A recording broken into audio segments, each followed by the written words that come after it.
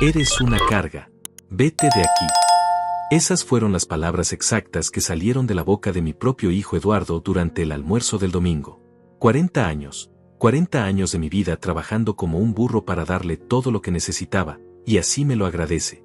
Me quedé ahí sentado, con el tenedor a medio camino hacia la boca, mirando a este hombre de 45 años que una vez fue mi pequeño niño. Teresa, su esposa, ni siquiera levantó la vista del plato. Como si fuera normal. Como si fuera natural que un hijo le hable así a su padre. Si ustedes alguna vez han sentido el puñal de la traición clavado por alguien a quien amaron más que a su propia vida, van a entender exactamente lo que sentí en ese momento. Papá, ya no puedes vivir aquí, continuó Eduardo, limpiándose la boca con la servilleta como si acabara de comentar el clima. Teresa está embarazada otra vez y necesitamos el espacio. Además, ya no contribuyes con nada. ¿No contribuyo con nada? Yo, Miguel Hernández, de 69 años, que levanté esta casa ladrillo por ladrillo con mis propias manos. Yo, que trabajé doble turno en la fábrica durante 20 años para que este ingrato pudiera estudiar en la universidad. Yo, que cuando murió mi Elena hace 3 años, me quedé callado cuando decidieron vender sus joyas para pagar gastos. Eduardo, murmuré, tratando de mantener la compostura, esta es mi casa también. Tu madre y yo la construimos juntos.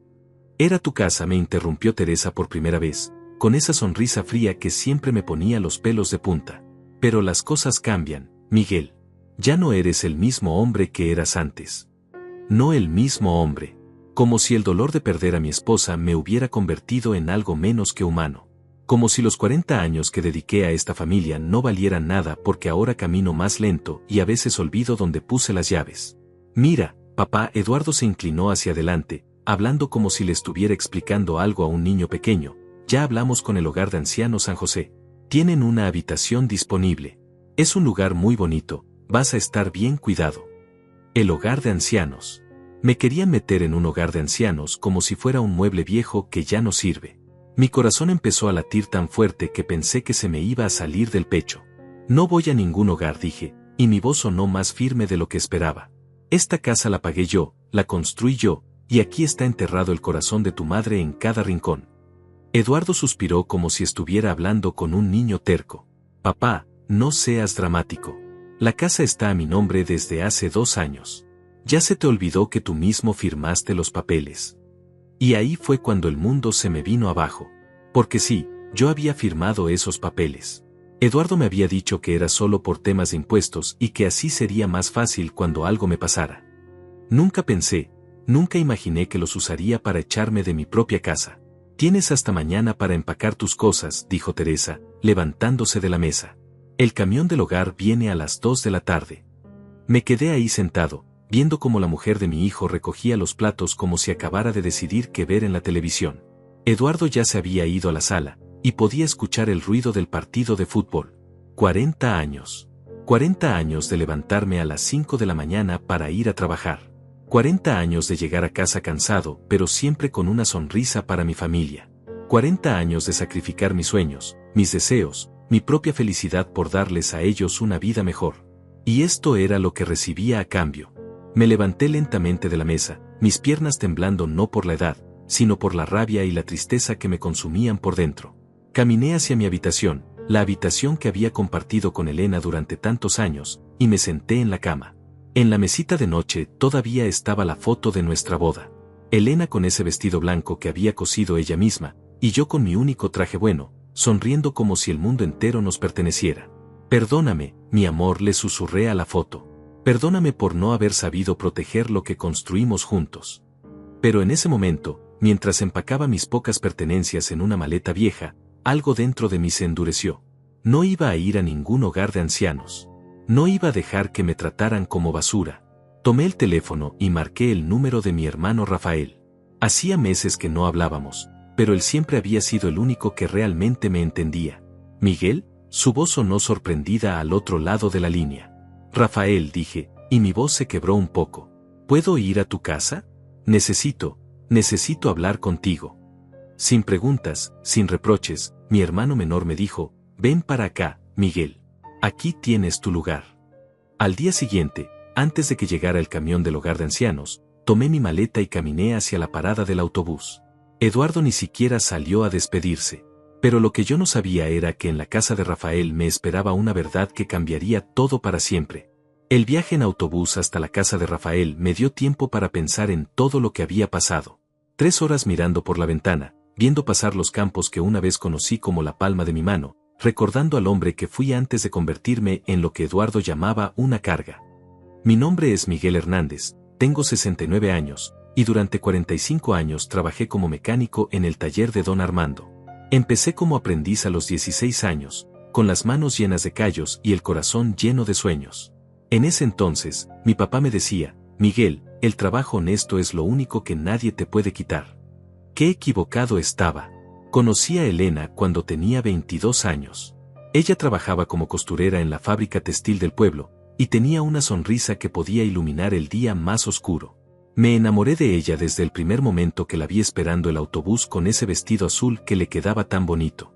Oiga, señorita, le dije ese día, con toda la valentía que pude reunir, ¿no le da miedo viajar sola tan tarde? Ella me miró con esos ojos marrones que después me acompañarían por los siguientes 43 años y me dijo, más miedo me da hablar con desconocidos que huelen a aceite de motor. Nos casamos 2 años después, en 1978. Fue una boda sencilla en la iglesia del pueblo, con mis ahorros de mecánico y el vestido que ella misma se cosió trabajando hasta altas horas de la noche. Mi mamá, que en paz descanse, lloraba de felicidad porque por fin su Miguel había encontrado una mujer buena. Rafael, mi hermano menor, fue mi padrino de bodas. Siempre fuimos muy unidos, a pesar de que él decidió irse a estudiar a la capital mientras yo me quedé en el pueblo. Rafael se hizo contador, se casó con una mujer de la ciudad, y aunque nos veíamos pocas veces al año, siempre mantuvimos esa conexión especial que tienen los hermanos que se criaron durmiendo en la misma cama. Elena y yo nos mudamos a una casita pequeña que rentábamos cerca del taller. Ella siguió trabajando en la fábrica hasta que quedó embarazada de Eduardo. Recuerdo ese día como si fuera ayer. Llegué a casa cansado, con las manos sucias de grasa, y ella estaba sentada en la cocina con una sonrisa misteriosa. Miguel, me dijo, tomando mis manos sucias entre las suyas, va a llegar alguien más a esta familia. Lloré como un niño, porque después de 3 años de matrimonio, ya habíamos perdido la esperanza de tener hijos. Los doctores decían que era difícil, que tal vez nunca pasaría, pero Elena siempre mantuvo la fe.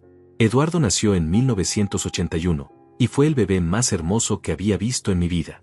Tenía los ojos de su mamá y mi nariz, que Elena siempre decía que era muy distinguida. Desde ese día, trabajé más duro que nunca. Dejé mi trabajo en el taller de don Armando y me independicé. Abrí mi propio taller con un préstamo que tardé 10 años en pagar. Nuestro hijo va a tener todo lo que nosotros no tuvimos, le prometí a Elena una noche, mientras él dormía en su cuna. Y cumplí esa promesa. Trabajé doble turno durante 20 años. Me levantaba a las 5 de la mañana, abría el taller a las 6, y no cerraba hasta las 8 de la noche. Los fines de semana arreglaba carros a domicilio para ganar dinero extra. Mis manos siempre estaban manchadas de aceite, mi espalda siempre dolía, pero cuando veía a Eduardo con sus uniformes nuevos para la escuela, cuando lo veía jugando con juguetes que yo nunca pude tener, valía la pena cada sacrificio. Elena dejó de trabajar para cuidar al niño, pero ella tenía un don especial para hacer que el dinero rindiera.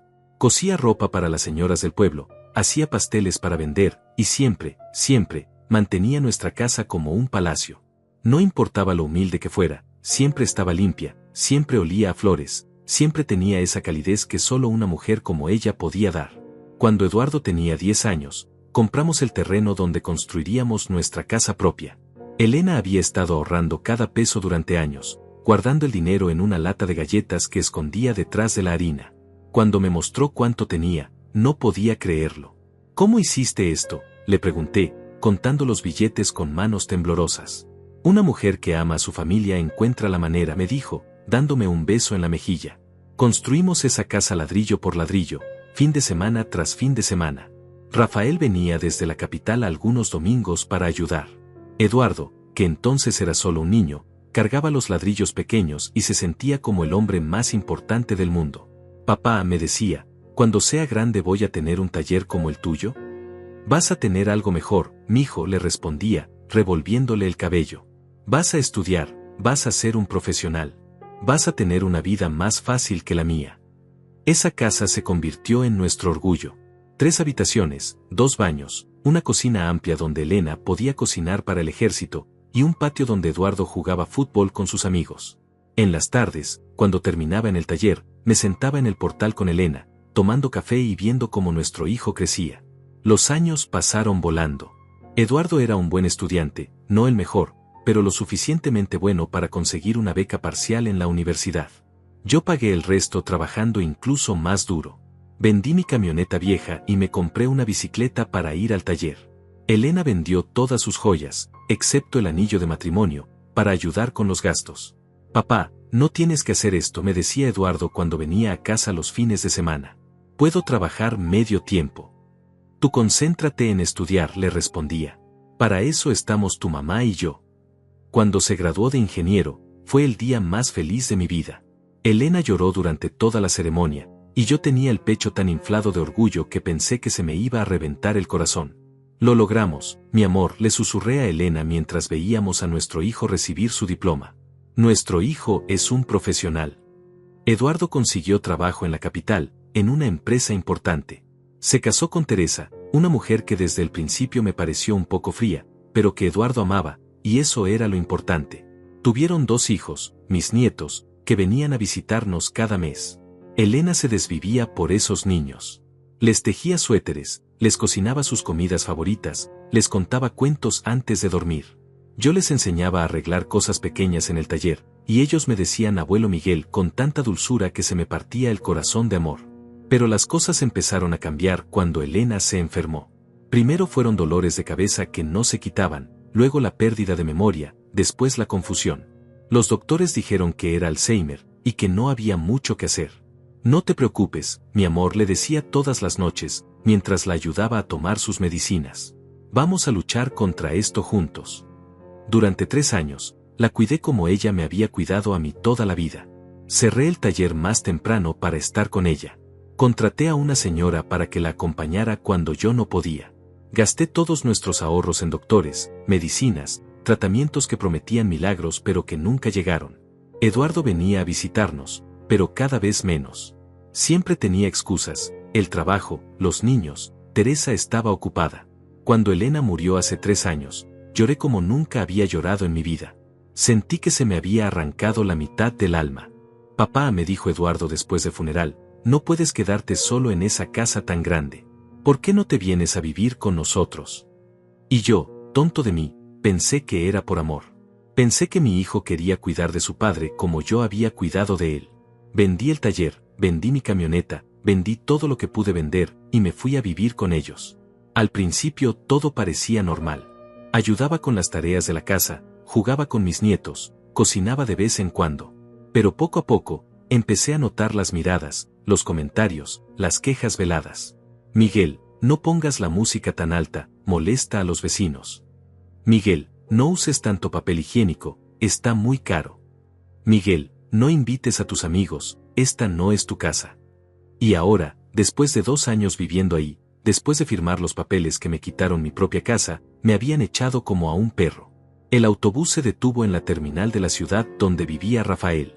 Tomé mi maleta vieja, la misma que había usado Elena para viajar en nuestra luna de miel, y caminé hacia la salida.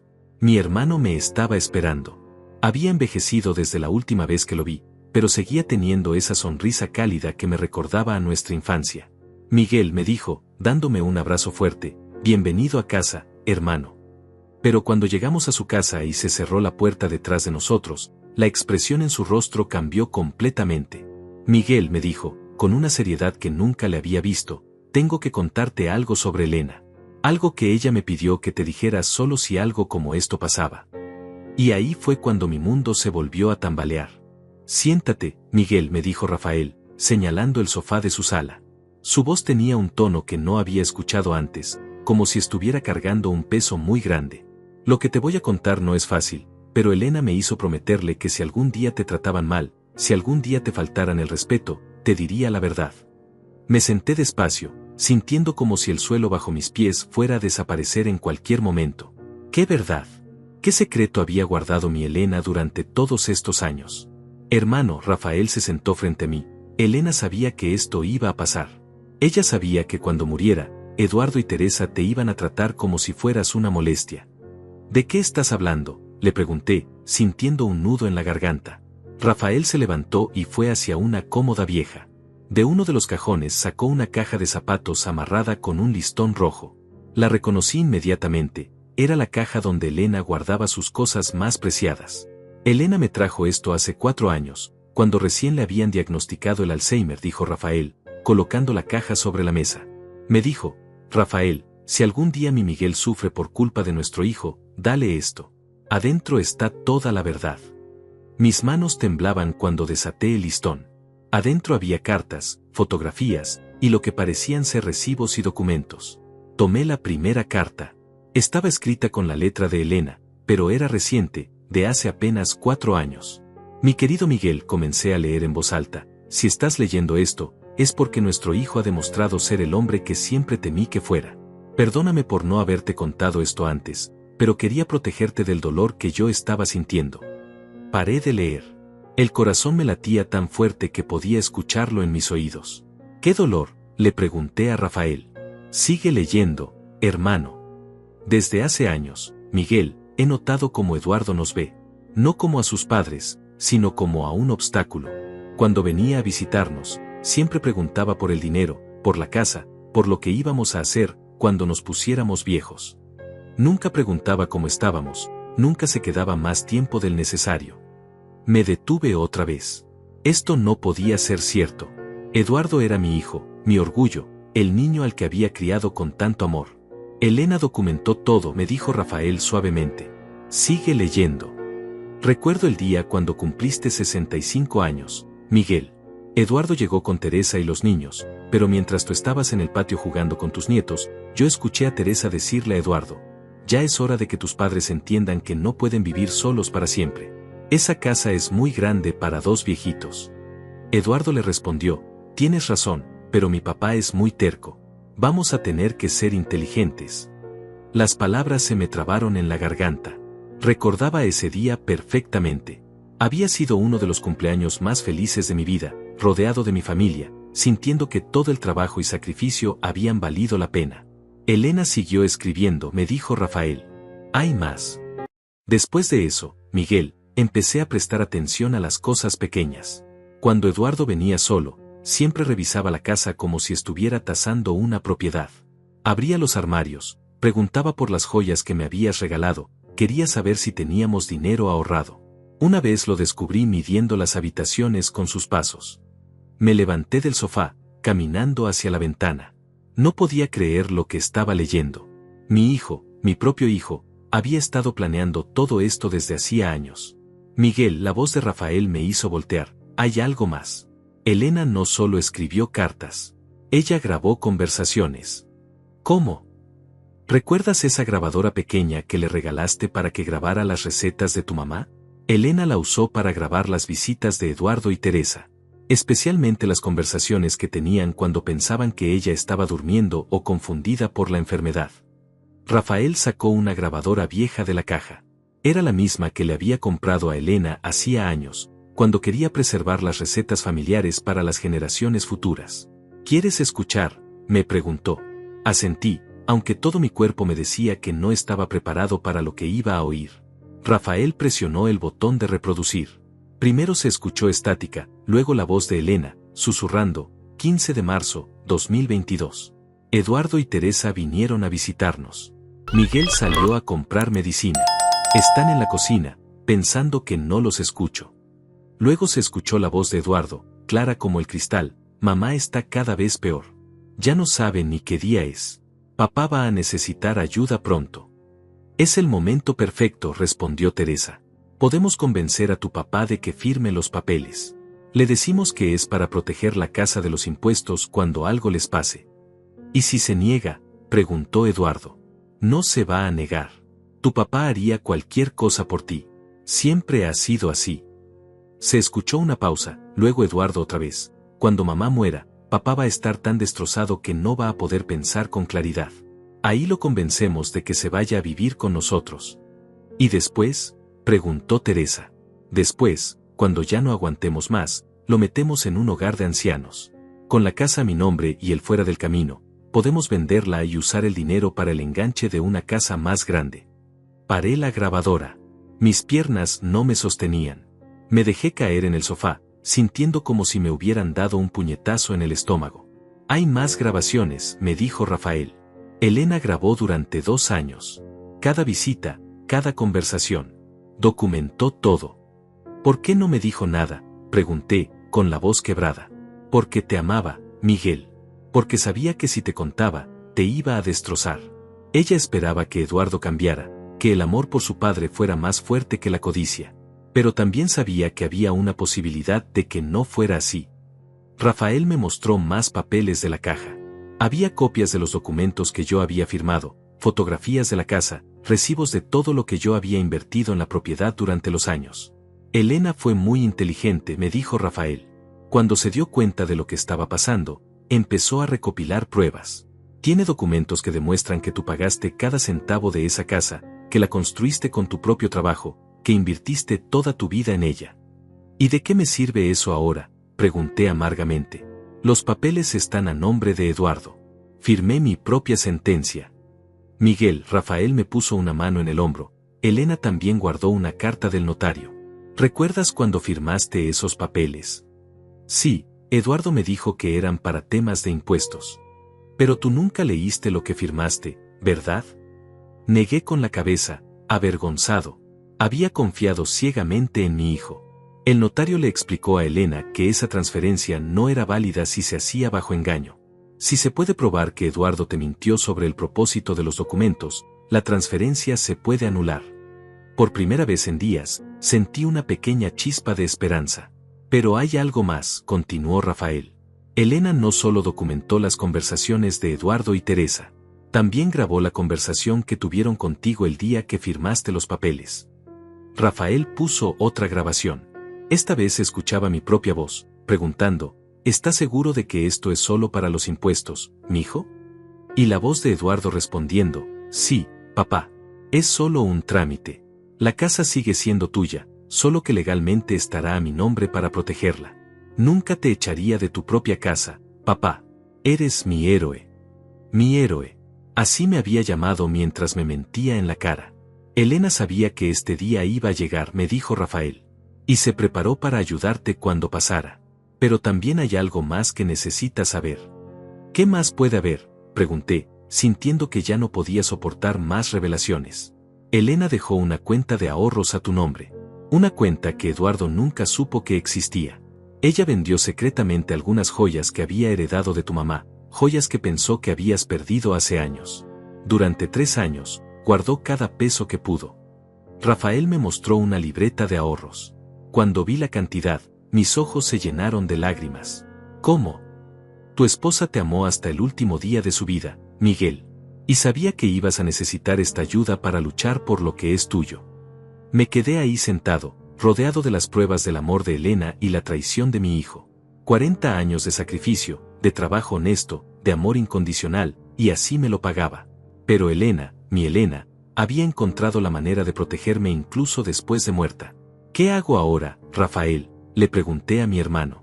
Ahora, Miguel, me dijo con una sonrisa que no había visto en años, ahora les enseñamos a Eduardo y Teresa lo que pasa cuando subestiman a un hombre que tiene la verdad de su lado. Esa noche, por primera vez en 3 años, dormí tranquilo. Sabía que la batalla apenas comenzaba, pero ya no estaba solo. Tenía a Elena cuidándome desde el cielo, a Rafael a mi lado, y la verdad en mis manos. Y la verdad, como siempre me había dicho mi papá, era lo único que nadie me podía quitar. Durante los siguientes 3 días en casa de Rafael, estudié cada documento, escuché cada grabación, y leí cada carta que Elena había dejado. Mi esposa había sido más inteligente de lo que jamás imaginé. No solo había documentado todo, sino que había anticipado cada movimiento de Eduardo y Teresa. En una de las cartas más largas, Elena escribía, Miguel, sé que cuando leas esto vas a sentir que el mundo se acabó. Pero quiero que sepas que durante todos estos años de matrimonio, lo que más admiré de ti fue tu dignidad. Nunca te doblegaste ante nadie, nunca aceptaste una injusticia, y no vas a empezar ahora. El 4.º día, Rafael me encontró en la cocina temprano en la mañana, tomando café y mirando por la ventana. ¿Cómo dormiste?, me preguntó. Mejor que en meses, le respondí. Por primera vez en mucho tiempo, sé exactamente qué tengo que hacer. Rafael se sirvió café y se sentó frente a mí. ¿Y qué vas a hacer? Voy a regresar, le dije. Voy a enfrentar a Eduardo con la verdad. Miguel, ¿estás seguro? Tal vez deberías hablar primero con un abogado. No, hermano. Esto no se resuelve con abogados todavía. Esto se resuelve entre padre e hijo, con la verdad sobre la mesa. Esa misma mañana, tomé mi maleta y me subí al autobús de regreso. Durante todo el viaje, practiqué en mi mente lo que le iba a decir a Eduardo.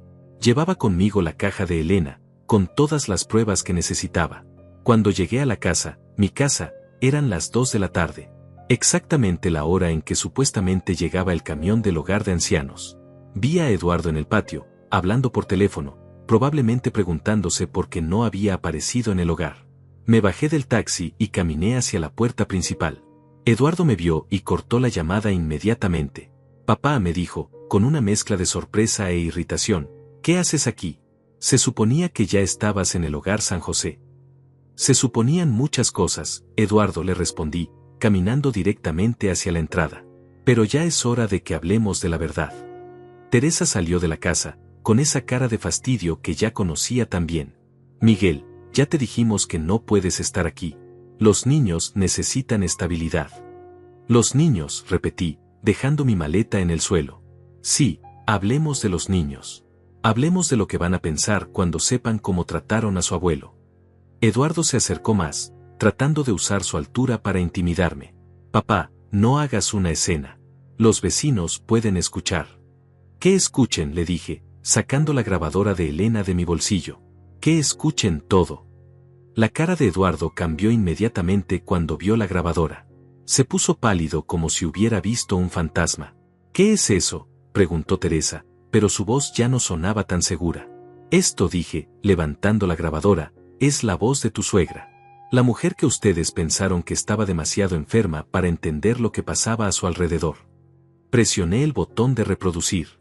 La voz de Eduardo llenó el patio. Cuando mamá muera, papá va a estar tan destrozado que no va a poder pensar con claridad. Ahí lo convencemos de que se vaya a vivir con nosotros. Eduardo intentó quitarme la grabadora, pero me alejé. ¿Y después? Se escuchó la voz de Teresa en la grabación. Después, cuando ya no aguantemos más, lo metemos en un hogar de ancianos. Con la casa a mi nombre y él fuera del camino, podemos venderla y usar el dinero para el enganche de una casa más grande. El silencio que siguió fue ensordecedor. Teresa miraba a Eduardo como si no lo conociera, y Eduardo me miraba a mí como si fuera un extraño. Papá, eso está fuera de contexto, balbuceó Eduardo. ¿No entiendes? ¿Fuera de contexto?, le grité, y mi voz resonó por todo el barrio. ¿Fuera de contexto?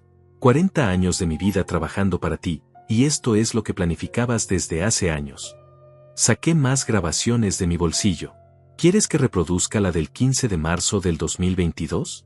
¿O prefieres la del 8 de mayo, cuando le dijiste a Teresa que yo era una boca más que alimentar? Miguel, baja la voz, dijo Teresa, mirando nerviosa hacia las casas vecinas. La gente va a escuchar. ¿Qué escuchen?, grité más fuerte. Que escuchen cómo mi propio hijo planeó robarme mi casa y abandonarme como a un perro. La puerta de la casa de al lado se abrió. Doña Carmen, la vecina que conocía desde hacía 20 años, se asomó con curiosidad. Luego salió don Roberto del otro lado. En pocos minutos, había varios vecinos en sus portales, escuchando todo. Eduardo Hernández, dije, señalándolo con el dedo, le vas a explicar a doña Carmen cómo convenciste a tu padre de firmar papeles para proteger la casa de los impuestos, cuando en realidad era para robarle su propio hogar. Doña Carmen se llevó las manos a la boca. Conocía toda la historia de cómo yo había construido esa casa. Miguel, Eduardo intentó acercarse otra vez. Podemos hablar esto adentro, en familia. No, le grité. No hay nada que hablar en familia. La familia no miente, la familia no roba, la familia no abandona. Saqué la caja de Elena y la puse sobre el capó del carro de Eduardo. ¿Quieres saber qué más documentó tu madre antes de morir? ¿Quieres saber cuánto sabía de tus planes? Eduardo y Teresa se miraron, y por primera vez vi miedo real en sus ojos. Tu madre, continué, con la voz temblorosa de emoción, sabía exactamente qué tipo de hijo había criado. Y se preparó para protegerme de ti. Saqué los recibos y documentos que Elena había guardado. Aquí están todos los recibos de los materiales de construcción de esta casa. Aquí están las facturas del taller que vendí para pagar tus estudios. Aquí está la prueba de que cada peso invertido en esta propiedad salió de mi trabajo, de mis manos, de mi sacrificio. Papá, legalmente la casa está a mi nombre, dijo Eduardo, pero su voz ya no sonaba convincente. Legalmente, repetí, pero obtenida con engaño. Y eso, mijo, se llama fraude.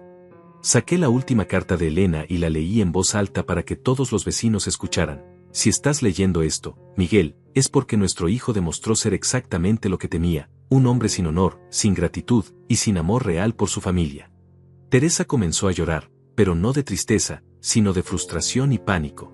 Miguel, dijo con voz suplicante, podemos arreglar esto. No tenías que irte. Podemos encontrar una solución. ¿Una solución? Me reí amargamente. ¿Como la solución del hogar de ancianos? ¿Como la solución de tratarme como un estorbo en mi propia casa? Me volteé hacia los vecinos que seguían escuchando. ¿Ustedes sabían que mi propio hijo me echó de la casa que yo construí? ¿Sabían que me dijeron que era una carga, después de 40 años de darle todo? Doña Carmen negó con la cabeza, con lágrimas en los ojos. Don Roberto me gritó desde su portal, Miguel, esta es tu casa. Todo el barrio lo sabe. Eduardo, le dije, volteándome hacia mi hijo, tu madre me dejó una última grabación. Una grabación que hizo especialmente para este momento. Saqué otra grabadora, una diferente. Esta tenía una cinta marcada con la letra de Elena, para Miguel, cuando todo se descubra. ¿Quieres escuchar las últimas palabras que tu madre grabó sobre ti? Le pregunté. Eduardo se quedó paralizado. Teresa dejó de llorar y me miró con terror. Presioné play. La voz débil pero clara de Elena llenó el aire. Miguel, si estás escuchando esto, es porque Eduardo finalmente mostró su verdadera cara. Quiero que sepas que no es tu culpa. Nosotros criamos a nuestro hijo con amor, con valores, con ejemplo. Si él eligió el camino de la codicia y la traición, esa fue su decisión, no nuestro fracaso como padres. Eduardo se sentó en las escaleras de la entrada, con la cabeza entre las manos. Pero también quiero que sepas, continuó la voz de Elena, que ya no estás solo en esta lucha. En la cuenta del Banco Central, bajo la clave que solo tú conoces, el día que nos casamos, hay suficiente dinero para que contrates al mejor abogado de la ciudad. Usa esa plata, Miguel. Lucha por lo que es tuyo. Demuéstrale a nuestro hijo que un hombre de honor no se deja pisotear, ni siquiera por su propia sangre. Cuando la grabación terminó, el silencio era total. Hasta los pájaros habían dejado de cantar. Eduardo, le dije finalmente, tienes 24 horas para decidir. O me devuelves mi casa por las buenas, o empezamos esta guerra por las malas. Y te aseguro que tu madre me dejó suficientes armas para ganártela. Tomé mi maleta y caminé hacia la calle. Me volteé una última vez. Ah, y Eduardo, el hogar de ancianos ya no va a ser necesario. Porque el único que va a necesitar un lugar donde vivir cuando termine todo esto, vas a ser tú. Subí al primer taxi que pasó y le di la dirección del mejor hotel del centro de la ciudad. Era hora de comenzar la segunda parte de mi plan. La guerra apenas comenzaba. A las 8 de la mañana del día siguiente, estaba parado frente al bufete de abogados más prestigioso de la ciudad. Elena tenía razón, había suficiente dinero en esa cuenta secreta para contratar a los mejores. Durante 40 años, ella había estado guardando cada peso que podía, preparándose para este momento que nunca quiso que llegara. La licenciada Silvia Mendoza me recibió en su oficina. Era una mujer de unos 50 años, con una reputación implacable en casos de fraude familiar. Cuando le mostré todas las pruebas que Elena había recopilado, sus ojos se iluminaron. Señor Hernández, me dijo después de revisar los documentos, esto no es solo un caso de transferencia fraudulenta. Esto es un caso de abuso financiero hacia un adulto mayor. Su hijo podría enfrentar cargos criminales. No quiero que vaya a la cárcel, le dije. Solo quiero que me devuelva lo que es mío. Entiendo, respondió la licenciada. Pero necesita entender que cuando presentemos estas pruebas, el caso va a tomar vida propia. El Ministerio Público podría decidir proceder independientemente de lo que usted quiera. Esa misma tarde, la licenciada Mendoza y yo nos presentamos en la casa. Eduardo abrió la puerta, y cuando vio a la abogada a mi lado, su cara se descompuso completamente. Buenas tardes, dijo la licenciada con voz profesional. Soy la licenciada Silvia Mendoza, representante legal del señor Miguel Hernández. Venimos a hacer una propuesta de solución extrajudicial. Eduardo nos dejó pasar, pero sus manos temblaban. Teresa estaba sentada en la sala, con los ojos rojos de tanto llorar. Eduardo Hernández, comenzó la licenciada, abriendo su portafolio, mi cliente tiene evidencia suficiente para demostrar que la transferencia de esta propiedad se realizó mediante engaño y coerción emocional. Eso constituye fraude. Yo no. Eduardo intentó hablar, pero la licenciada lo interrumpió. Permítame terminar. Tenemos grabaciones donde usted admite haber mentido sobre el propósito de la transferencia. Tenemos documentos que prueban que el señor Miguel Hernández invirtió el 100% del valor de esta propiedad.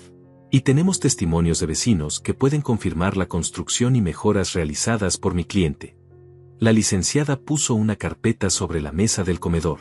Esta es la demanda que presentaremos mañana en el juzgado civil. Pero mi cliente, en su generosidad, está dispuesto a resolver esto sin llegar a tribunales. ¿Qué quieren?, preguntó Teresa con voz quebrada. Es muy simple, respondí yo, tomando la palabra.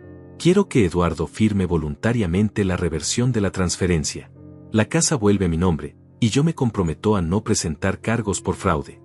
Eduardo se levantó del sofá como si tuviera resortes. Papá, pero nosotros invertimos dinero en esta casa también. Pagamos la remodelación del baño, el aire acondicionado. Eduardo, le dije con calma, ¿cuánto crees que gastaron en esas mejoras? ¿5,000 pesos? ¿10,000? Como 15,000, respondió Teresa. Me reí sin humor. Yo invertí más de 200,000 pesos en esta casa a lo largo de 20 años. Los documentos lo prueban. Si quieren, puedo pagarles los 15,000 por las mejoras, y quedamos a mano. La licenciada intervino, pero hay otro problema. Si vamos a juicio, el señor Eduardo podría enfrentar cargos criminales. El abuso financiero hacia adultos mayores es un delito grave. No queremos ir a la cárcel, murmuró Teresa. Entonces firmen, les dije. Devuélvanme mi casa, y esto se acaba aquí. Eduardo caminó hacia la ventana, mirando el patio donde una vez había jugado cuando era niño. Papá, me dijo sin voltear, ¿de verdad crees que yo haría esto por maldad? Yo solo quería asegurar el futuro de mis hijos. Eduardo, le respondí, sintiendo un dolor profundo en el pecho, ¿y qué hay del hombre que se sacrificó 40 años para asegurar tu futuro? ¿Ese hombre no merecía respeto en sus últimos años? Se volteó hacia mí con lágrimas en los ojos.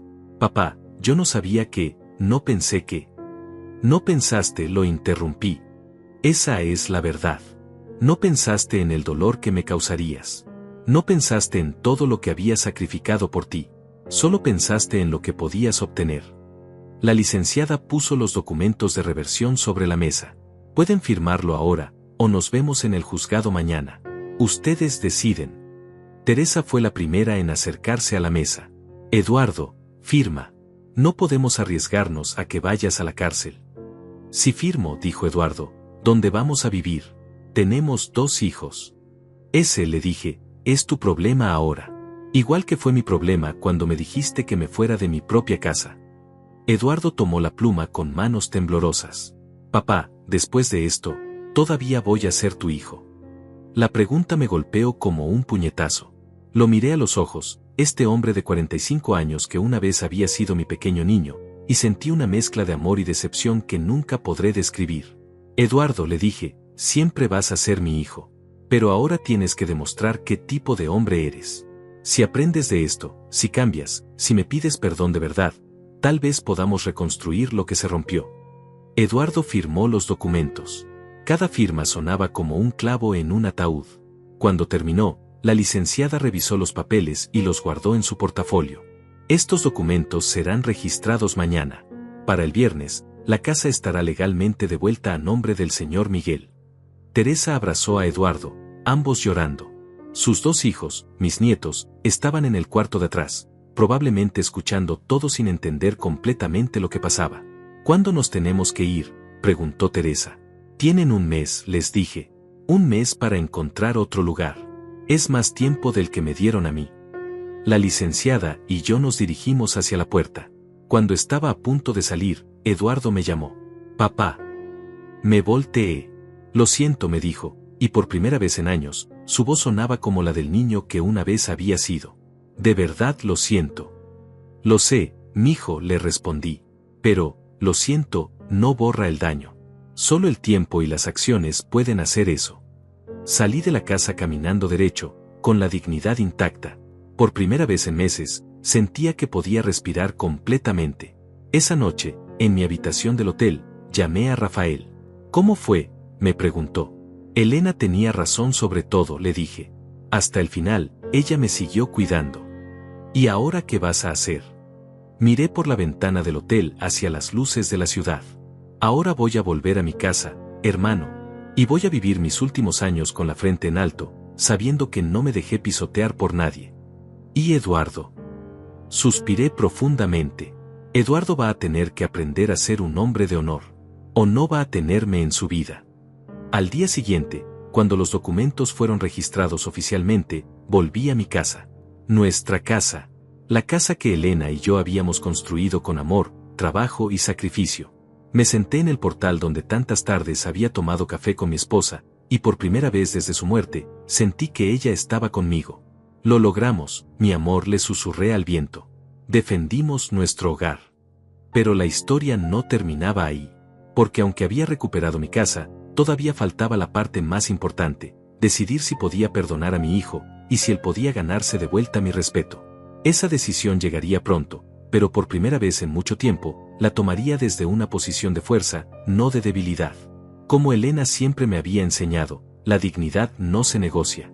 3 semanas después de haber recuperado mi casa, estaba organizando las cosas de Elena cuando encontré algo que me dejó completamente helado. Al fondo de su armario, detrás de unas cajas viejas, había un sobremanila grueso con mi nombre escrito en su letra.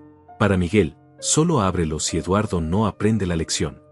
Adentro había documentos que jamás imaginé que existían. Elena no solo había estado grabando las conversaciones de Eduardo y Teresa durante los últimos años de su vida. Había estado investigando, como una detective privada, cada movimiento sospechoso de nuestro hijo. La primera carpeta contenía estados de cuenta bancarios. Eduardo había estado retirando dinero de una cuenta que supuestamente era para los gastos médicos de Elena. En total, más de 50,000 pesos que habían desaparecido durante los 2 años de enfermedad de mi esposa. 50,000 pesos, murmuré, mirando los números. Ese dinero se suponía que era para los mejores doctores, para tratamientos especializados, para medicinas importadas. Eduardo siempre me decía que era muy caro, que él estaba cubriendo la diferencia de su propio bolsillo. La segunda carpeta era aún peor. Elena había conseguido copias de mensajes de texto entre Eduardo y Teresa. Los había impreso y guardado, con fechas y horas. Tu papá ya firmó los papeles. En 1 año máximo lo tenemos en el hogar y vendemos la casa.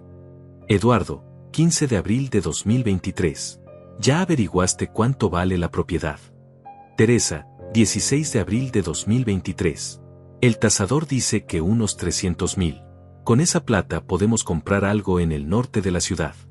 Eduardo, 16 de abril de 2023. Perfecto. Mientras más rápido saquemos al viejo, mejor. Teresa, 16 de abril de 2023. Mis manos temblaban leyendo esos mensajes. El viejo. Así me llamaban mientras planeaban robarme. Pero lo que más me impactó fue la tercera carpeta. Elena había contratado secretamente a un investigador privado para seguir a Eduardo. Las fotografías mostraban algo que me partió el corazón. Eduardo y Teresa habían estado visitando casas en venta en barrios exclusivos, usando mi nombre como referencia crediticia. En una de las fotografías, Eduardo estaba parado frente a una mansión, sonriendo y señalando hacia las ventanas, como si ya fuera suya. La fecha en la foto era solo 2 semanas después de que Elena muriera. 2 semanas. No había esperado ni 2 semanas después del funeral de su madre para empezar a planear cómo gastar el dinero de la venta de mi casa. El investigador había incluido un reporte detallado. Eduardo le había dicho al agente inmobiliario que su padre anciano pronto estaría en un asilo, y que la propiedad familiar saldría al mercado en los próximos meses. Mi papá ya está muy confundido, había dicho Eduardo según el reporte. Es mejor para todos que esté en un lugar donde lo cuiden profesionalmente. Elena había subrayado esa frase con tinta roja y había escrito al margen: Miguel, nunca has estado confundido ni un solo día. Esto es pura maldad. La última carpeta contenía algo que no esperaba. Elena había grabado en video una conversación entre Eduardo y un abogado especialista en capacidad mental de adultos mayores. Puse el DVD en mi vieja televisión. La imagen era borrosa, pero el audio era claro. Eduardo estaba en una oficina elegante, hablando con un hombre de traje. Doctor Martínez, decía Eduardo en el video, mi padre está empezando a mostrar signos de deterioro mental. A veces no recuerda cosas, se confunde con las fechas. El doctor tomaba notas. Ha sido evaluado por un geriatra. No oficialmente, respondía Eduardo, pero es obvio que necesita ayuda. El problema es que él se niega a reconocerlo. Por eso necesito saber cuáles son mis opciones legales. Entiendo. Si logramos documentar que su padre no tiene capacidad para manejar sus finanzas. Exacto, interrumpía Eduardo. Necesito poder tomar decisiones por él. Por su propio bien, por supuesto. Me detuve ahí. No podía seguir viendo. Eduardo había estado planeando declararme mentalmente incapaz para tomar control total de mis bienes. Pero Elena, mi Elena inteligente, había grabado toda la reunión desde el auto estacionado afuera. El investigador que ella contrató tenía equipo profesional. En ese momento sonó el timbre de mi casa. Era Rafael, que venía a visitarme como todos los viernes desde que había regresado. Miguel, me dijo al verme, ¿estás bien? Te ves pálido. Le mostré todo lo que había encontrado. Rafael se quedó en silencio mientras revisaba cada documento, cada fotografía, cada grabación. Hermano, me dijo finalmente, esto es mucho peor de lo que pensábamos. Eduardo no solo te iba a robar la casa, te iba a declarar mentalmente incapaz. ¿Tú crees que soy un viejo confundido, Rafael? Le pregunté. Mi hermano me miró directamente a los ojos. Miguel, tienes la mente más clara de cualquier hombre de tu edad que conozco. Eduardo estaba mintiendo deliberadamente. Esa noche no pude dormir. Caminé por la casa, tocando las paredes que había construido, recordando cada sacrificio que había hecho por mi familia. Y pensé en Elena, documentando meticulosamente cada traición de nuestro hijo, preparándose para protegerme incluso después de muerta. A la mañana siguiente, llamé a la licenciada Mendoza. Licenciada, le dije, encontré más evidencia. Mucha más. 2 horas después estaba en su oficina, mostrándole todo lo que Elena había dejado. Señor Hernández, me dijo después de revisar los documentos, esto cambia todo. Su hijo no solo cometió fraude en la transferencia de la casa. Intentó cometer fraude médico, usó su nombre sin autorización para referencias crediticias, y malversó fondos destinados a la atención médica de su esposa. ¿Qué significa eso? Significa que podríamos presentar múltiples demandas criminales. Eduardo podría enfrentar varios años de prisión. Me quedé callado, pensando. Parte de mí quería justicia completa. Pero otra parte de mí, la parte que recordaba al niño pequeño que una vez había corrido hacia mí gritando «papá», cada vez que llegaba del trabajo, no podía soportar la idea de verlo en la cárcel. Licenciada, le dije finalmente, quiero que Eduardo sepa que tengo esta evidencia. Quiero que entienda completamente lo que hizo. Pero antes de decidir si vamos a corte, quiero darle una última oportunidad. ¿Una oportunidad para qué? Para comportarse como un hombre de honor. Para admitir lo que hizo, devolver el dinero que robó, y pedirme perdón de verdad. La licenciada me miró con respeto. Es usted un hombre muy generoso, señor Hernández. No es generosidad, le dije. Es que Elena me enseñó que la venganza no trae paz. Pero la justicia sí. Esa tarde, le pedí a la licenciada que citara a Eduardo y Teresa a su oficina. Cuando llegaron, pensaban que era para firmar algunos papeles finales sobre la casa. Eduardo, dije cuando entraron, tu madre te dejó un último regalo. Puse sobre la mesa todas las carpetas que Elena había preparado. Eduardo abrió la primera y su cara se puso del color de la ceniza. Papá, yo puedo explicar. No, lo interrumpí. No vas a explicar nada. Vas a escuchar. Durante la siguiente hora, revisamos cada documento, cada fotografía, cada grabación. Teresa lloraba. Eduardo temblaba. Tu madre, le dije al final, sabía exactamente qué tipo de hombre eras. Y se preparó para protegerme de ti. Eduardo se puso de pie bruscamente. Papá, ella me estaba espiando. Eso no es normal. No es normal, le grité. ¿Y es normal que planearas declararme loco? ¿Es normal que robaras el dinero de las medicinas de tu madre moribunda? Eduardo se derrumbó en la silla, finalmente entendiendo que no había escape. Eduardo, le dije con voz calmada, tienes 2 opciones. Puedes ir a prisión por fraude, malversación y uso indebido de identidad. O puedes comportarte como un hombre y arreglar esto. ¿Qué quieres que haga?, preguntó con voz quebrada. Quiero que me devuelvas cada peso que robaste. Quiero que escribas una carta de disculpa admitiendo todo lo que hiciste. Y quiero que te alejes de mi vida hasta que demuestres que puedes cambiar de verdad. Teresa lo miraba con horror, finalmente entendiendo la clase de hombre con quien se había casado. ¿Y si hago eso?, preguntó Eduardo. Si haces eso, le dije, no presentaré cargos criminales. Pero nunca volverás a tener mi confianza. Esa la perdiste para siempre. Eduardo aceptó. No tenía otra opción. Pero yo sabía que Elena había ganado. Incluso muerta, había protegido mi dignidad y me había dado las armas para defenderme. La verdad, como siempre, había prevalecido. Pensé que después de que Eduardo firmara la carta de disculpa y se comprometiera a devolverme el dinero robado, todo habría terminado. Qué ingenuo fui. 2 días después de la reunión en la oficina de la licenciada, comenzaron las llamadas. Primero fue mi hermana Leticia, que vive en Guadalajara y a quien no veía desde el funeral de Elena. Miguel, me dijo con voz preocupada. Eduardo me llamó. Me dijo que te estás comportando muy raro, que tal vez necesitas ayuda médica. ¿Qué le dijiste?, le pregunté, sintiendo un nudo en el estómago. Le dije que hablaría contigo. Miguel, ¿estás bien? ¿Es verdad que echaste a Eduardo de su propia casa? Su propia casa. Eduardo estaba contando su versión de la historia. Leticia, le dije con paciencia, esa no es su casa. Es mi casa. La casa que Elena y yo construimos. Pero Eduardo dice que tú le diste la casa hace años, y que ahora te arrepentiste por problemas de la edad. Problemas de la edad, repetí, sintiendo la sangre hervirme. Miguel, él está muy preocupado por ti. Dice que desde que murió Elena has estado muy confundido, que a veces no recuerdas las cosas. Colgué el teléfono. Eduardo estaba haciendo exactamente lo que había planeado hacer legalmente, convencer a toda la familia de que yo estaba perdiendo la capacidad mental. Durante los siguientes días, las llamadas se multiplicaron. Primos lejanos, tías que no me llamaban en años, hasta vecinos del pueblo donde había crecido. Todos con la misma historia. Eduardo estaba muy preocupado por mi deterioro mental y mi comportamiento agresivo. Miguel, me dijo mi primo Jorge por teléfono, Eduardo me contó que golpeaste a Teresa. Eso no está bien, hermano. ¿Qué? Yo jamás he tocado a esa mujer. Él dice que estás muy violento últimamente, que perdiste los estribos. Entendí la estrategia.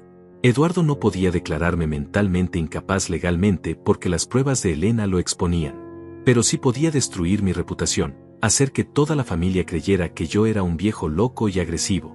Lo peor llegó cuando mis propios nietos dejaron de visitarme. Llamé a la casa donde ahora vivían Eduardo y Teresa, rentando un pequeño departamento. ¿Puedo hablar con los niños?, le pregunté a Teresa cuando contestó. Miguel, me dijo con voz fría, los niños están muy confundidos por todo esto. Tal vez es mejor que no los llames por un tiempo. ¿Confundidos por qué? Por todo lo que ha pasado. Eduardo les explicó que el abuelo está pasando por un momento difícil. Colgué sintiéndome completamente derrotado. Eduardo me había quitado a mis nietos. Había envenenado su mente contra mí. Las noches se volvieron largas e insomnio. Me levantaba a las 3 de la mañana, caminaba por la casa vacía, y me preguntaba si tal vez Eduardo tenía razón. Tal vez si estaba perdiendo la cabeza. Tal vez si era un viejo amargado que había malinterpretado todo. Una mañana, mientras tomaba café en la cocina, encontré una carta que alguien había deslizado bajo mi puerta durante la noche. Miguel, decía con letra que no reconocí, sabemos lo que realmente pasó. Tu hijo es un mentiroso. Una familia que te aprecia. ¿Quién había escrito eso? ¿Cómo sabían lo que estaba pasando? Esa tarde, mientras regaba las plantas del patio que Elena había cuidado tanto, escuché voces del otro lado de la cerca. Era doña Carmen, mi vecina, hablando con otra señora. Y ahora Eduardo anda diciéndole a todo mundo que su papá se volvió loco, decía doña Carmen. Pero yo conozco a Miguel desde hace 20 años. Ese hombre tiene la mente más clara del barrio. ¿Tú crees que es mentira?, preguntó la otra señora. Por supuesto que es mentira. Yo vi cuando echaron a Miguel de su propia casa. Yo escuché todo lo que gritó Eduardo ese día. Ese muchacho es un sinvergüenza. Me quedé ahí parado, del otro lado de la cerca, sintiendo que no estaba completamente solo.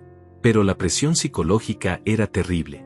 Eduardo había comenzado una campaña sistemática para aislarme. Llamaba a todos mis conocidos, contándoles historias sobre mi supuesto deterioro mental. Llegó incluso a llamar al doctor Ramírez, mi médico de toda la vida. Miguel, me dijo el doctor cuando fui a mi cita regular, Eduardo vino a verme. Está muy preocupado por ti. ¿Qué te dijo? Que has estado teniendo episodios de confusión, que a veces no reconoces a la gente, que te has vuelto paranoico. Doctor, le dije, mirándolo directamente a los ojos, ¿me ve confundido? ¿Me ve paranoico? El doctor me examinó cuidadosamente. Hicimos todas las pruebas cognitivas. Revisó mi presión, mi memoria, mi coordinación. Miguel, me dijo al final, tienes la mente más clara que muchos hombres de 50 años. No sé por qué Eduardo diría esas cosas. Porque está tratando de hacerme quedar como loco para justificar lo que me hizo. El doctor frunció el ceño. ¿Qué te hizo? Le conté toda la historia. Le mostré los documentos que Elena había dejado. El doctor se quedó callado durante mucho tiempo. Miguel, me dijo finalmente, quiero que sepas que voy a documentar oficialmente que no tienes ningún problema cognitivo. Y si Eduardo sigue diciendo lo contrario, le voy a exigir que traiga pruebas médicas. Esa noche me sentí un poco mejor, pero la campaña de desprestigio continuó. Eduardo era inteligente. No decía mentiras obvias. Decía cosas como estoy preocupado por papá y creo que necesita ayuda y desde que murió mamá no es el mismo. Todo sonaba como la preocupación natural de un hijo amoroso. Una semana después, estaba en el supermercado cuando me encontré con la señora Esperanza, una antigua cliente del taller. Miguel, me dijo con cara de pena, ¿cómo estás? Eduardo me contó que estás pasando por un momento difícil. ¿Qué te dijo exactamente? Que desde que murió Elena a veces te confundes, que crees que la gente te quiere robar. Señora Esperanza, le dije con cansancio, ¿me ve confundido? ¿Me ve paranoico? Ella me miró con atención. No, Miguel, te ves igual que siempre. Entonces, ¿por qué Eduardo diría esas cosas? Fue entonces cuando me di cuenta de que tenía que contraatacar. No podía dejar que Eduardo destruyera mi reputación con mentiras. Esa noche, busqué en las cosas de Elena hasta encontrar lo que necesitaba, una grabadora pequeña que había olvidado en la última caja. Era similar a las que ella había usado para documentar todo. Elena había dejado una última grabación en esa máquina. Una grabación que había hecho para mí, sabiendo que este momento llegaría. Miguel, decía su voz débil pero clara, si estás escuchando esto, es porque Eduardo está tratando de hacerte quedar como loco. Yo sabía que lo haría. Por eso quiero que sepas que en la gaveta secreta de nuestro armario hay una llave. ¿Una gaveta secreta? En 40 años de matrimonio, nunca había sabido de ninguna gaveta secreta. La llave abre una caja de seguridad en el Banco Nacional. Número 247. Ahí adentro está mi regalo final para ti, la prueba definitiva de que Eduardo ha estado mintiendo sobre tu salud mental desde hace años. Mi corazón empezó a latir fuerte. ¿Qué más había descubierto Elena? Miguel, continuaba su voz, cuando veas lo que está en esa caja, vas a entender que la guerra apenas está comenzando. Pero también vas a entender que ya tienes todo lo que necesitas para ganar. Encontré la llave exactamente donde Elena había dicho. Era pequeña, de bronce, escondida detrás de una foto nuestra de la luna de miel. Al día siguiente, fui al banco. La caja de seguridad contenía algo que me dejó sin palabras, grabaciones de Eduardo hablando con diferentes doctores, preguntando cómo podía demostrar que su padre tenía demencia. Elena había grabado esas conversaciones telefónicas desde hace 2 años. Doctor, se escuchaba la voz de Eduardo en una grabación. ¿Qué síntomas tendría que mostrar mi padre para que ustedes confirmen que tiene Alzheimer? ¿Su padre está mostrando síntomas?, preguntaba el doctor. Bueno, no exactamente, pero quiero estar preparado para cuando empiecen. Elena había documentado todo. Eduardo había estado preparándose para declararme mentalmente incapaz desde mucho antes de que ella muriera. Pero ahora yo tenía las pruebas. Era hora de contraatacar.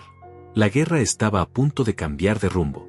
Con las nuevas grabaciones en mis manos, sabía que había llegado el momento de terminar esta guerra de una vez por todas. Pero no iba a hacerlo gritando en las calles como un viejo amargado. Lo iba a hacer con clase, con dignidad, y con la verdad como mi única arma. La primera llamada fue a la licenciada Mendoza. Licenciada, le dije, encontré más evidencia. Esta vez, vamos con todo. 2 horas después estaba en su oficina, mostrándole las grabaciones que Elena había dejado en la caja de seguridad. Señor Hernández, me dijo después de escuchar las cintas, esto es dinamita pura. Su hijo no solo cometió fraude, ha estado cometiendo difamación y calumnia de manera sistemática. ¿Qué podemos hacer? Podemos demandarlo por daño moral, difamación y conspiración para cometer fraude médico. Pero más importante, podemos presentar estas pruebas para restaurar completamente su reputación. ¿Cómo? La licenciada sonrió. Vamos a citar a Eduardo a declarar bajo juramento, en una audiencia pública, donde toda su familia pueda escuchar la verdad. Una semana después, Eduardo recibió la citación judicial. La audiencia sería en 15 días. Pero yo no iba a esperar tanto para empezar a limpiar mi nombre. Esa misma tarde, convoqué a una reunión familiar.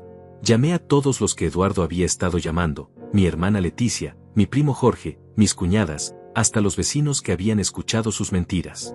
Los invito a todos a mi casa este domingo a las 4 de la tarde, les dije a cada uno. Quiero que escuchen algo muy importante. El domingo, mi sala estaba llena. Venían con caras de preocupación, creyendo que iban a encontrar a un viejo confundido que necesitaba ayuda. Gracias por venir, les dije cuando todos estuvieron sentados. Sé que Eduardo les ha contado que estoy perdiendo la cabeza, que me estoy comportando de manera extraña. Leticia asintió con compasión. Miguel, estamos aquí para ayudarte. Perfecto, le respondí, sacando la grabadora. Entonces van a querer escuchar esto. Presioné play. La voz de Eduardo llenó la habitación. Doctor, ¿qué síntomas tendría que mostrar mi padre para que ustedes confirmen que tiene Alzheimer? El silencio que siguió fue absoluto. Todos me miraban con los ojos abiertos como platos. Esto, les dije, se grabó hace 2 años. Cuando Elena todavía estaba viva y yo estaba perfectamente bien. Puse otra grabación. Esta vez era Eduardo hablando con Teresa. Si conseguimos que un doctor diga que papá tiene demencia, podemos tomar control de todo sin que nadie sospeche. Leticia se llevó las manos a la boca. Jorge negó con la cabeza, incrédulo. Hay más, continué, sacando las carpetas que Elena había preparado. Aquí están todas las pruebas de cómo Eduardo planeó robarme mi casa, declararme mentalmente incapaz, y quedarse con todo lo que Elena y yo trabajamos durante 40 años. Durante la siguiente hora, les mostré todo. Los recibos del dinero robado de las medicinas de Elena. Los mensajes donde llamaban el viejo mientras planeaban echarme. Las fotografías de Eduardo viendo casas para comprar con el dinero de la venta de mi propiedad. Cuando terminé, Leticia estaba llorando. Jorge tenía los puños cerrados de la rabia. Miguel, me dijo Leticia, perdóname. Eduardo me mintió. Me hizo creer que... No tienes que pedirme perdón, le dije. Eduardo es muy convincente cuando quiere ser. Por eso Elena documentó todo. ¿Qué vas a hacer?, preguntó Jorge. Voy a hacer lo que Elena me enseñó, defender la verdad. Al día siguiente, llamé al doctor Ramírez y le pedí un favor especial. Doctor, le dije, quiero que haga una evaluación cognitiva completa, con testigos. Y quiero que los resultados sean públicos. ¿Para qué, Miguel? Para demostrar de una vez por todas que no tengo ningún problema mental. El doctor aceptó. La evaluación se realizó en presencia de 2 médicos especialistas, la licenciada Mendoza y Rafael como testigo familiar. 3 horas de exámenes exhaustivos. Memoria, coordinación, razonamiento lógico, capacidad de juicio. Todo. Señor Hernández, anunció el doctor Ramírez al final, usted tiene la capacidad cognitiva de un hombre de 50 años. No hay absolutamente ningún signo de deterioro mental. ¿Y eso lo va a poner por escrito?, le pregunté. Ya está escrito, me dijo, mostrándome un documento oficial. Y una copia va al archivo médico público, como usted pidió. Con el certificado médico en una mano y todas las pruebas de Elena en la otra, llegó el día de la audiencia judicial. Eduardo entró a la sala con un abogado que se veía caro. Tenía la arrogancia de alguien que todavía creía que podía manipular la situación. Su señoría, comenzó mi licenciada, vamos a demostrar que el demandado ha cometido un patrón sistemático de fraude, difamación y conspiración contra mi cliente. Durante las siguientes 2 horas, presentamos cada grabación, cada documento, cada prueba que Elena había recopilado. Eduardo se iba poniendo más pálido con cada revelación. Señor Eduardo Hernández, le dijo el juez cuando llegó su turno de testificar, niega usted haber dicho que su padre tenía problemas mentales. Eduardo miró a su abogado, buscando ayuda. Yo estaba preocupado por él. Niega haber consultado con múltiples médicos sobre cómo demostrar demencia en una persona sana. Yo no. Eso fue.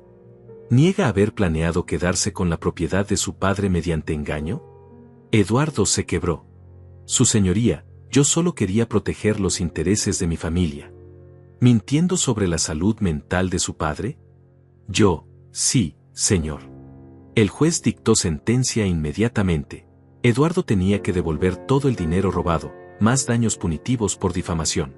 Además, tenía que publicar una disculpa pública en el periódico local, admitiendo que había mentido sobre mi capacidad mental. Y señor Hernández, le dijo el juez a Eduardo, quiero que entienda que si vuelve a hacer declaraciones falsas sobre la salud de su padre, enfrentará cargos criminales por difamación agravada. Cuando salimos del juzgado, Eduardo me esperaba en las escaleras. Papá, me dijo, y por primera vez en meses su voz sonaba realmente quebrada, ¿me puedes perdonar? Lo miré durante un largo momento. Este hombre que una vez había sido mi pequeño niño, que había llevado en mis hombros, que había enseñado a andar en bicicleta. Eduardo, le dije finalmente, el perdón no se pide, se gana. ¿Qué tengo que hacer? Tienes que convertirte en un hombre de honor. Tienes que demostrar con acciones, no con palabras, que puedes cambiar. Y tienes que ganarte el respeto de tus propios hijos, porque ellos también merecen un padre del cual puedan estar orgullosos. Eduardo asintió, con lágrimas en los ojos. ¿Y mientras tanto? Preguntó. Mientras tanto, le dije, vas a mantenerte alejado de mí hasta que demuestres que mereces estar en mi vida. Caminé hacia el carro donde Rafael me esperaba, sintiendo por primera vez en meses que podía respirar completamente. ¿Cómo te sientes?, me preguntó Rafael mientras manejábamos de regreso a casa. Como un hombre libre, le respondí. Como alguien que defendió su dignidad y ganó. Esa noche, en mi casa, en mi sala, rodeado de las cosas que Elena y yo habíamos construido juntos, levanté una copa de vino hacia su fotografía. Lo logramos, mi amor, le dije. Defendimos nuestra familia, nuestra casa, y nuestra dignidad. Por primera vez desde su muerte, sentí que Elena podía descansar en paz. Y yo también. 6 meses después de la audiencia judicial, mi vida había cambiado completamente. No solo había recuperado mi casa y mi dignidad, sino que había descubierto una versión de mí mismo que no sabía que existía, un hombre que podía ser feliz viviendo para sí mismo, sin sacrificar todo por una familia que no lo valoraba. El dinero que Eduardo me devolvió, más los daños punitivos que el juez ordenó, sumaban casi 100,000 pesos. Era más dinero del que había tenido en años. Pero más que el dinero, lo que me devolvió fue algo mucho más valioso, mi autoestima. Con una parte de ese dinero, contraté a un arquitecto para remodelar la casa. No para venderla, como había planeado Eduardo, sino para hacerla completamente mía. Quiero que se vea como Elena siempre soñó, le dije al arquitecto, pero también quiero que refleje quién soy yo ahora. Ampliamos la cocina, construimos una terraza donde pudiera tomar café por las mañanas, y convertimos uno de los cuartos en un pequeño taller donde podía arreglar cosas otra vez. No para ganar dinero, sino por el puro placer de trabajar con mis manos. La primera persona que vino a visitarme cuando terminaron las obras fue doña Carmen, mi vecina. Miguel, me dijo, admirando los cambios, esta casa se ve hermosa. Elena estaría orgullosa. Gracias, doña Carmen. ¿Sabe qué es lo que más me gusta? ¿Qué? Que es completamente mía. Cada peso que se gastó aquí salió de mi trabajo honesto. Durante esos meses, también hice algo que nunca pensé que haría, comencé a socializar de verdad. Me uní al club de dominó del Parque Central, donde todos los miércoles un grupo de hombres de mi edad se reunía para jugar y conversar. Miguel, me dijo don Roberto, uno de los jugadores regulares, me enteré de lo que pasó con tu hijo. ¡Qué desgraciado! Ya pasó, le respondí, concentrándome en mis fichas. Ahora estoy enfocado en vivir mi vida. ¿Y no extrañas tener familia cerca? Don Roberto, le dije, mirándolo a los ojos, la familia verdadera no es la que comparte tu sangre, es la que comparte tus valores. Era cierto. Rafael venía a visitarme cada fin de semana. Leticia había vuelto a llamarme regularmente, pidiendo perdón una y otra vez por haber creído las mentiras de Eduardo. Jorge y otros primos me invitaban a reuniones familiares, tratándome con un respeto que no había sentido en años. Pero la sorpresa más grande llegó cuando menos la esperaba. Un sábado por la mañana, mientras regaba las plantas del patio, escuché la voz de un niño del otro lado de la puerta. Abuelo Miguel. Era la voz de mi nieto menor, David, de 8 años. Corrí hacia la puerta y cuando la abrí, ahí estaban mis 2 nietos, solos. ¿Qué hacen aquí?, les pregunté, preocupado. ¿Dónde están sus papás? Nos escapamos, me dijo Mario, el mayor, de 12 años. Queríamos verte. Los dejé entrar y les serví leche con galletas, como hacía Elena cuando eran pequeños. Abuelo, me dijo David, ¿es verdad que papá te hizo cosas malas? La pregunta me partió el corazón. ¿Cómo le explicas a un niño de 8 años que su padre había traicionado a su abuelo? David, le dije, sentándome a su altura, a veces los adultos cometemos errores. Errores muy grandes. ¿Como cuando yo rompo algo y miento?, preguntó. Sí, pero mucho más grandes. Mario, que era más grande y entendía mejor las cosas, me miró directamente. Abuelo, nosotros escuchamos cuando papá hablaba por teléfono. Decía cosas feas de ti. ¿Qué tipo de cosas? Que estabas loco, que no sabías lo que hacías. Pero nosotros sabemos que no es verdad. Me quedé callado, sintiendo una mezcla de tristeza y orgullo. Mis nietos, a pesar de todo lo que Eduardo había tratado de meterles en la cabeza, sabían la verdad. ¿Ustedes me creen que estoy bien de la cabeza?, les pregunté. Por supuesto, gritó David. Tú me enseñaste a armar mi bicicleta. Una persona loca no puede hacer eso. Nos reímos juntos, y por primera vez en meses, sentí que tenía familia de verdad. Los llevé de regreso a su casa esa tarde. Eduardo me abrió la puerta con cara de susto cuando vio a los niños conmigo. ¿Qué hacen aquí?, le preguntó a los niños. Fuimos a visitar al abuelo, dijo Mario con valentía. Y queremos seguir visitándolo. Eduardo me miró, confundido. Papá, ¿puedo hablar contigo? Salimos al patio mientras los niños se quedaron adentro. Papá, me dijo Eduardo, los niños me han estado preguntando por ti mucho últimamente. ¿Y qué les dices? La verdad es que, no sé qué decirles. Eduardo se veía diferente. Más delgado, más cansado. Las ojeras bajo sus ojos me decían que no había estado durmiendo bien. Eduardo, le dije, tus hijos te aman. Pero también necesitan saber que tienen un abuelo que los ama. Y que ese abuelo no está loco, como tú les habías dicho. Papá, yo he estado pensando mucho en todo lo que pasó. Y me doy cuenta de que fui un hijo terrible. No solo contigo, sino también con mamá. Por primera vez en meses, la voz de Eduardo sonaba sincera. ¿Sabes qué es lo que más me duele?, le pregunté. ¿Qué?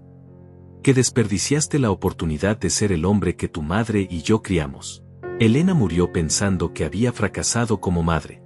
Eduardo comenzó a llorar. Papá, ¿cómo puedo arreglar esto? No puedes arreglar el pasado, Eduardo, pero puedes decidir qué tipo de hombre quieres ser de aquí en adelante. ¿Me darías una oportunidad? Lo miré durante un largo momento. Eduardo, la oportunidad no se da. Se gana. Demuéstrame con acciones que puedes cambiar, y tal vez podamos reconstruir algo. ¿Y los niños? Los niños siempre van a ser bienvenidos en mi casa. Ellos no tienen la culpa de los errores de su padre. Durante los meses siguientes, Eduardo comenzó a cambiar lentamente. Primero, dejó que los niños me visitaran todos los sábados. Luego, comenzó a llamarme ocasionalmente, preguntando cómo estaba. No para pedirme algo, sino porque realmente parecía interesado. Un día, llegó a mi casa con una caja en las manos. ¿Qué es eso?, le pregunté. Son las joyas de mamá, me dijo. Las que vendimos cuando ella estaba enferma. Conseguí comprar unas iguales. No eran las joyas originales de Elena, pero el gesto me conmovió. Eduardo, le dije, esto es un buen comienzo. Para el primer aniversario de la muerte de Elena, organicé una pequeña ceremonia en el cementerio. Invité a Rafael, a Leticia, a los nietos. No invité a Eduardo. Pero cuando llegamos al cementerio, él estaba ahí, parado frente a la tumba de su madre, con flores en las manos. Perdón por llegar sin ser invitado, me dijo, pero necesitaba hablar con ella. No le dije que se fuera. Hicimos la ceremonia juntos, como familia. Después, cuando todos se habían ido, Eduardo y yo nos quedamos solos frente a la tumba. ¿Crees que ella me puede perdonar?, me preguntó. Tu madre siempre te amó, Eduardo. Incluso cuando documentaba todas tus traiciones, lo hacía porque te amaba. ¿Y tú? ¿Tú me puedes perdonar? Eduardo, le dije, el perdón es un proceso. No es algo que pasa de un día para otro. Pero lo que sí te puedo decir es esto: si sigues demostrando que puedes ser un hombre de honor, si sigues siendo un buen padre para mis nietos, si sigues respetando la memoria de tu madre, entonces sí, tal vez algún día podamos ser padre e hijo otra vez. Hoy, un año después de toda esa pesadilla, puedo decir que encontré algo que nunca pensé que tendría: paz. Mi casa es mía. Mi dignidad está intacta. Mis nietos me visitan y me aman. Tengo amigos verdaderos que me respetan. Y Eduardo está aprendiendo lentamente a ser el hombre que Elena y yo siempre esperamos que fuera. Todas las tardes, cuando el sol se pone, me siento en la terraza que construí y tomo café, igual que hacía con Elena. Y aunque ella ya no está físicamente, siento su presencia en cada rincón de esta casa que defendimos juntos. Porque al final de cuentas, eso es lo que aprendí de toda esta experiencia: no se trata del dinero, no se trata de las propiedades, no se trata de ganar o perder. Se trata de defender tu dignidad. Se trata de no permitir que nadie, ni siquiera tu propia familia, te trate como menos de lo que eres. Se trata de recordar que el respeto no se hereda, se gana. Y se trata de entender que, a veces, la mayor demostración de amor que puedes dar es no permitir que alguien se aproveche de ti. Elena me enseñó eso, incluso después de muerta. Y por eso, cada noche, antes de dormir, le doy las gracias. Gracias, mi amor, le susurro a su fotografía, por enseñarme que un hombre de valor nunca se rinde. Y mañana será otro día para vivir con dignidad. Porque eso es lo que hacen los hombres de honor: siguen adelante, con la frente en alto, sin importar lo que la vida les ponga en el camino.